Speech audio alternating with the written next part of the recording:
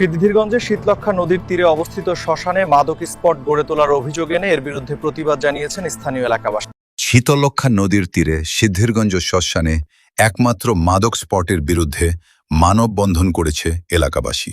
সোমবার বিকেলে শ্মশানের সামনে মানববন্ধনে প্রধান অতিথি হিসেবে উপস্থিত থেকে বক্তব্য রাখেন সিদ্ধিরগঞ্জ থানা বিএনপির প্রচার সম্পাদক ও নাসিক ৫ নম্বর কমিউনিটি পুলিশিংয়ের সাধারণ সম্পাদক রেহান উদ্দিন বাগ মামুন।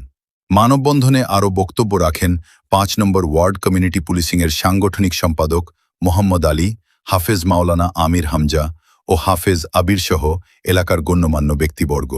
মানববন্ধনে রেহান উদ্দিন বাগ মামুন বলেন, শ্মশানে রাতে মাদকের হটস্পটে পরিণত হয়। এখানে কোনো নিরাপত্তা প্রহরী না থাকায় শ্মশানের দেওয়াল টপকিয়ে মাদকসেবীরা প্রবেশ করে চলে মাদকের কেনাবেচা। তিনি এই শ্মশানে মাদকমুক্ত করার জোরালো দাবি জানান, সেই সাথে শ্মশানে মাদকমুক্ত করার জন্য নিরাপত্তা ব্যবস্থা নিশ্চিতকরণের দাবি জানিয়ে বলেন, মাদক থাকলে শ্মশান থাকবে না, শ্মশান থাকলে মাদক থাকবে না বলে হুঁশিয়ারি করেছেন।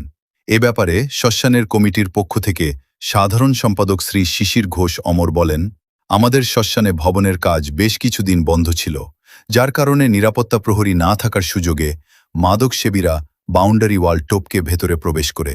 আমরা প্রশাসনের সহায়তায় বেশ কয়েকবার মাদকসেবীদের হাতনাতে ধরিয়ে দিয়েছি।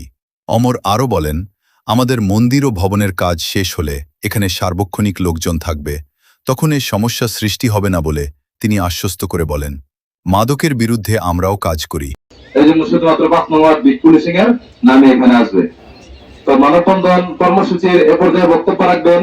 মাদক বিক্রি হয় এবং অসামাজিক কিছু কার্যকলাপ চলে এইখানে। এই মাদকের সাথে যারা জড়িত হইব আমরা কাউকে ছাড় দিব না, এবং যে এটার জন্য সাফাই গাইব আমরা তাদেরকেও ছাড় দিব না। আমরা এলাকাবাসীর পক্ষ থেকে আমরা সবাইকে হুঁশিয়ার করে বলতে চাই, যারা নিয়ে এই মাদকের সাথে জড়িত আপনারা আজকের পরে থেকে এগুলো ছেড়ে দেন, আর এগুলোর সাথে জড়িত হয়েন না, আমাদেরকে আর হয়রানি করবেন না। আমরা কিন্তু এটা পদক্ষেপ নিব। কমিউনিটি পুলিশের সাংগঠনিক সম্পাদক হিসাবে আমি এখানে উপস্থিত আছি। আমাদের রানানুদ্দিন মামুন ভাই সাধারণ সম্পাদক, উনি এখানে আছে। সভাপতি আপনার কাজের জন্য আসতে পারে নাই, তাই আমরা কিন্তু কঠিন পদক্ষেপ নিব, আপনারা একটু সাবধানে যান। ধন্যবাদ। ধন্যবাদ জানাচ্ছি কমিউনিটি সম্পাদক মামুন ভাইকে। এরকম মানববন্ধন আমাদের সমাজে আরো দরকার, কারণ একটি সমাজের মধ্যে মাদক একটা ক্যান্সারের মতন। মাদক যে যতদিন পর্যন্ত আমরা নির্মূল না করবো তখন আমাদের সমাজ, ততদিন পর্যন্ত আমাদের সমাজে শান্তি আসবে না। তাই আমরা তো জানি কোথায় কোন জায়গায় কোন ঘর কারা এই মাদক বিক্রি করে।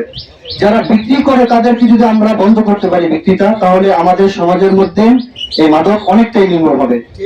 বিশেষ করে বলছি যে আমরা এখানে মাদকের কোন স্পটে মাদক, এবং এখানে একটা মাদকের একটা আস্তানা হয়ে গেছে। মন্দিরের ভিতরেও অনেকে মাদক সেবন করে। যারা হিন্দু বা আমাদের সনাতনী ধর্মের লোকেরা আছেন, তারা আপনারা এখানে গার্ডের ব্যবস্থা করেন, নতুবা আমরা কমিউনিটি পুলিশের মাধ্যমে আমরা এখানে গার্ডের ব্যবস্থা করব, যাতে করে মাদকের মাধ্যমে আমাদের যুব সমাজ যেন ধ্বংস না হয়, নষ্ট না হয়।